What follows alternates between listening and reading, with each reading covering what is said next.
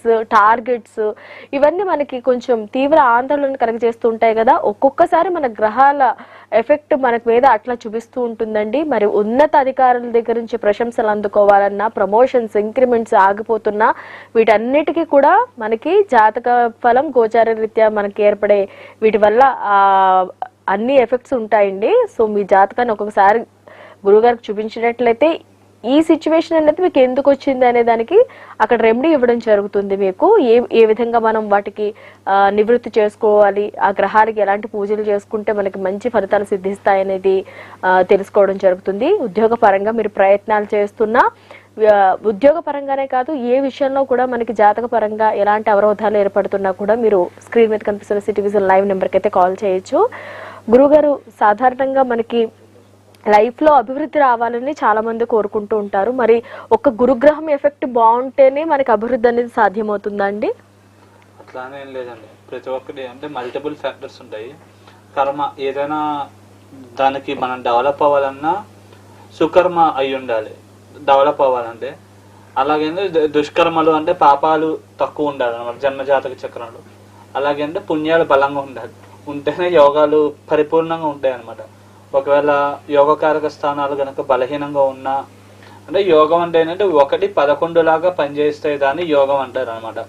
అంటే గజకేసరి యోగం ఉన్నా, చంద్ర గురువులు కలిసి ఉన్నా, అట్లాగే ఈ యొక్క గురువు కుజుడు ఇద్దరు ఒకళ్ళు చూసుకున్నా, ఇట్లా మనకి యోగాలు అనేవి ఏర్పడతాయి. కొన్ని లగ్నాలకు యోగకారకులుగా ఉంటారు వాళ్ళు.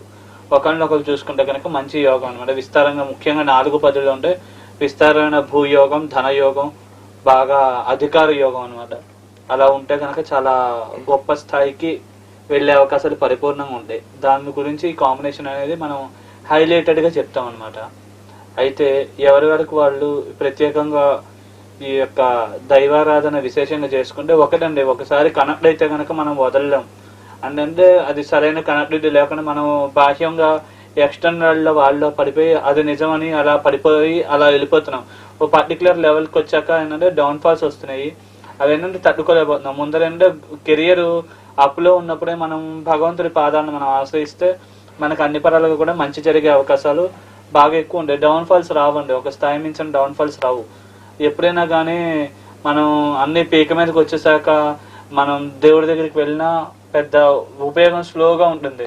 అంటే ఆయన కరుణిస్తాడు, ఆయన చూసేది ఎప్పుడు ఒకలాగానే ఉంటుంది. మనం అంటే ముందర నుంచి ఆశ్రయించి ఉండమని చెప్తుంది అనమాట. ఏవైనా శాస్త్రాలు, ధర్మశాస్త్రాలు కానీ ఏవైనా కానీ భగవంతుని ముందర నుంచి ఆశ్రయించి ఉంటే మంచిది అని చెప్తాను. కానీ అంటే మనం కొన్ని నియమాలు అవన్నీ వదిలేసి మనం ఏంటంటే పాశ్చాత్య ప్రభావాలకు లోనయ్యి ఇట్లా చేసుకుంటే మనమే నష్టపోతాం.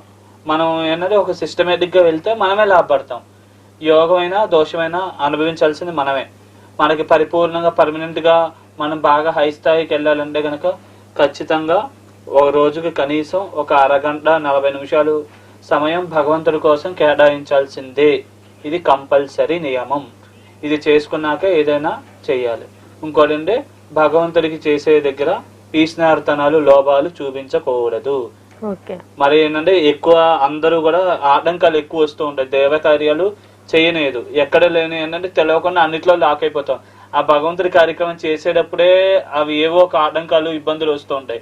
అంటే లోభత్వం చూపించకూడదు. కామ, క్రోధ, లోభ, మోహ, మతం, ఆశ్చర్యాలు ఇవి ఏంటంటే మన ఫస్ట్ నియమమే అది. మనం ఏంటంటే ఎక్కడైతే చూపించకూడదో అక్కడే పీసినార్తనాలు ఇవన్నీ చూపిస్తూ ఉంటారు. ఇవి తప్పు, దోషం అనమాట. ఇది అంటే మనం దీని ప్రకారం అంటే ఒక 10%, 15% అనేది భగవంతుడి కోసం కొద్దిగా కేటాయించాలి. తీర్థయాత్రలు, పుణ్యక్షేత్ర సందర్శనాలు చేయడం కానీ, దేవాలయాలకి వెళ్ళడం కానీ, అక్కడ ఇచ్చేయడం, మధ్యలో పూజాది కార్యక్రమాలు చేసుకోవడం కోసం, లేకపోతే ఎవరో ఒక లేని వాళ్ళు ఉంటే ఎంతో కొంత మనం చేయడం కోసం కొద్దిగా సమయం కేటాయించాలన్నమాట. అలా కేటాయిస్తేనే ధర్మం బతుకుతుంది, వేదం బతుకుతుంది, కొన్ని పరాలుగా మనకి మంచి జరుగుతుంది అనమాట. అంతేగాని కొన్ని అజీర్ణోదయం అంటే దేవాలయాలు కొంచెం పాతపడిపోవడము, వాటికి సరైన అర్చనాదులు అవి జరగకపోవడం, ఇట్లా కొన్ని ధూపదీప నైవేద్యాలకు అట్లాంటి వాటిని మనం ఏమన్నా చేస్తే కనుక మనకి ప్రయోజనం. అది చుట్టుపక్కల ప్రాంతాలన్నింటినీ కూడా దేవాలయం కాపాడుతూ ఉంటుంది అనమాట. అందుకని మనం దేవాలయాన్ని పరిరక్షించుకోవడం, వాటిని మనం పరిరక్షించుకోవడం అనమాట. అందుకని ఇది ప్రత్యేకంగా దృష్టిలో పెట్టుకొని ఎవరికి వాళ్ళు మారాలి.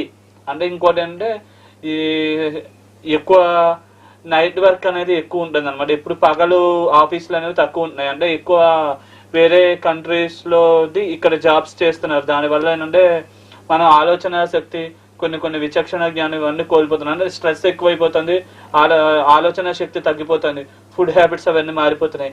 దీనివల్ల కూడా కొద్దిగా ఇదివరకు చేయగలిగిన వాళ్ళు కూడా ఇప్పుడు చేయలేకపోతున్నారు అనమాట. ఏదైనా పూజ చేయాలన్నా కొంతమంది వస్తూ ఉంటారు, మా దగ్గరకు కూడా వస్తూ ఉంటారు. మేము ఆ టైంలో మాకు కుదరదండి అంటూ ఉంటారు. మంచి గోల్డెన్ టైమ్స్ చెప్తూ ఉంటాం, పొద్దున్న తెల్లవారుజాము 4 గంటల, ఆ టైంలో బిజీ ఉంటామని మేము రెస్ట్ తీసుకుంటామని చెప్తూ ఉంటారు.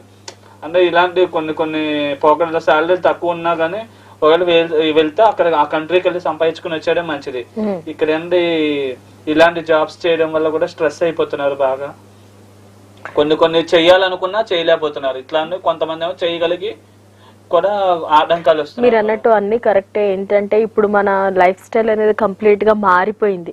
మీరు అన్నట్టు మనం అందరం కూడా డబ్బు వెనకాల పరిగెడుతున్నాం, కరెక్టే. కానీ ఇప్పుడు చాలా మంది లైఫ్ లో ఒక మంచి ఐటీ జాబ్ ఉంటుందండి, వాళ్ళకి 2 lakhs శాలరీస్ 3 lakhs శాలరీస్ వస్తూ ఉంటాయి, వాళ్ళకి అన్నీ ఉంటాయి. కానీ వాళ్ళకి ఏదో ఒక ఓకే